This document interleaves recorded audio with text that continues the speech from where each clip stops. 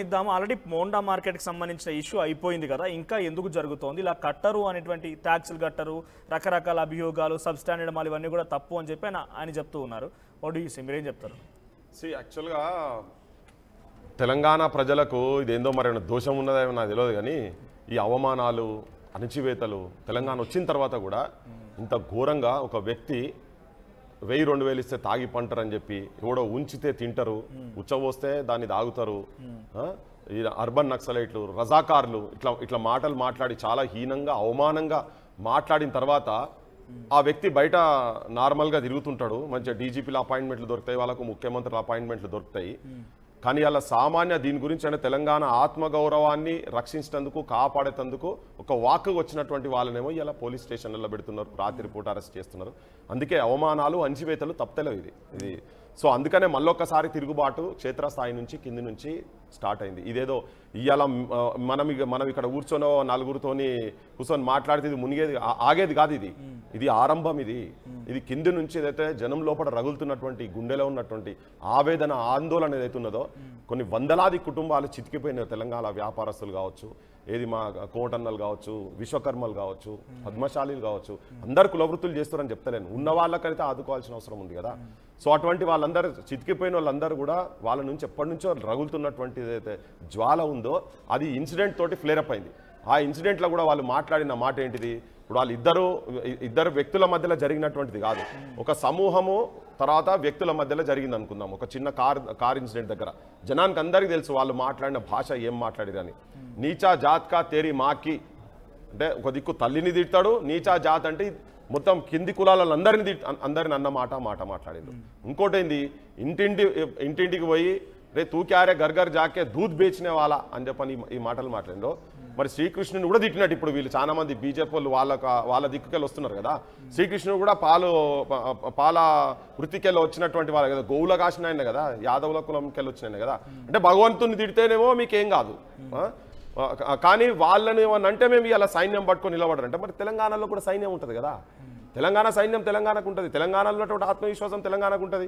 ఇప్పుడు మీరు ఆయన మాట్లాడుకుంటే ఏం మాట్లాడతాడు?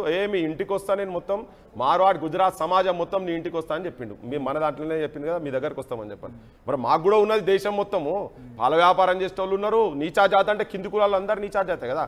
ఇక్కడ ఉన్న మాలమాదిగలు కావచ్చు, చెమార్లు కావచ్చు, వీళ్ళందరూ బయట ఉన్న డిఫరెంట్ క్యాస్ట్తో పిలుస్తున్నటువంటి వాళ్ళందరూ కూడా బయట ఉన్నటువంటి నువ్వు అంబేద్కర్ కులాన్ని కూడా నువ్వు దూషించినావు కదా. అంటే దేశంలో ఉన్నటువంటి రాష్ట్రపతులు ఉన్నటువంటి వాళ్ళ జాతులను కూడా నీచా జాతి అన్నావు కదా. మరి అన్నప్పుడు ఇది ఉట్టిగా చిన్నగా ఇన్సిడెంట్ కాడ ఇంకో వ్యక్తిని తిట్టిండు, అది ఓన్లీ సమాజం మొత్తాన్ని తిట్టింది, ఒక వ్యక్తిగా తిట్టింది, మొత్తం కమ్యూనిటీ గురించి ఎందుకు ఇప్పుడు ఆ కమ్యూనిటీ వచ్చి అదే జిగ్నేష్ అంటే ఆయన కమ్యూనిటీ రిప్రజెంట్ చేసి మొట్టమొదటిసారి వచ్చిండు, ఇదే ఛానల్లో వచ్చిండు.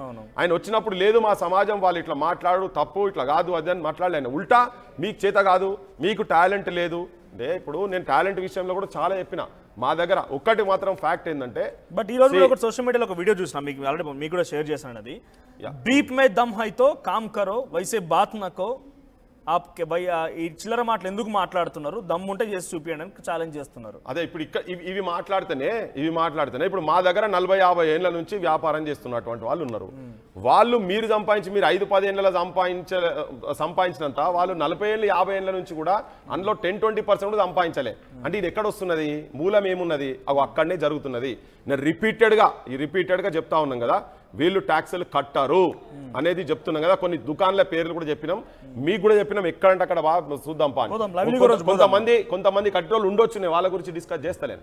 నేను ఒక చిన్న ఉదాహరణ చెప్తా. మనోజ్ మా అపార్ట్మెంట్లో చెప్తున్నా, మా అపార్ట్మెంట్లో మేము ఇప్పుడు మోర్ దాన్ 10 years అయింది. 10 years అయింది. నా దగ్గర వుడ్ వర్క్ జరిగింది మొత్తం 9, మిగతా 9 వాళ్ళలో కూడా వుడ్ వర్క్ జరిగినాయి. ఇలా దాదాపు 8-9 మంది వరకు మొత్తం అపార్ట్మెంట్ మొత్తము ఇది టర్మైట్ వచ్చింది, చెదలు పడుతుంది అంటారు కదా. ఒక్క మా ఫ్లాట్లో రాలేదు. మాది ఒరిజినల్. మిగతా వాళ్ళందరూ కూడా వాళ్ళు 2 సార్లు ఇప్పటికీ చేంజ్ చేసుకున్నారు, 2 times చేంజ్ చేసుకున్నారు. అంత డూప్లికేట్ మాల్ అంటే బిల్లులు ఉండయి. ఇప్పుడు నేను మా అపార్ట్మెంట్ తెప్పి ఇట్లా మీరు చూసుకుంటా పోతే బయట చాలా మంది ఉంటారు. నువ్వు పంపించిన వీడియోలో కూడా ఒక మర్చెంట్ ఏంది పర్ల్స్ సంబంధించినటువంటిది కదా. నేను దీంట్లో ఒక వాస్తవం చెప్తా, మన జనాలకు తెలవాలి, ఈ విషయాలు తెలవాలి.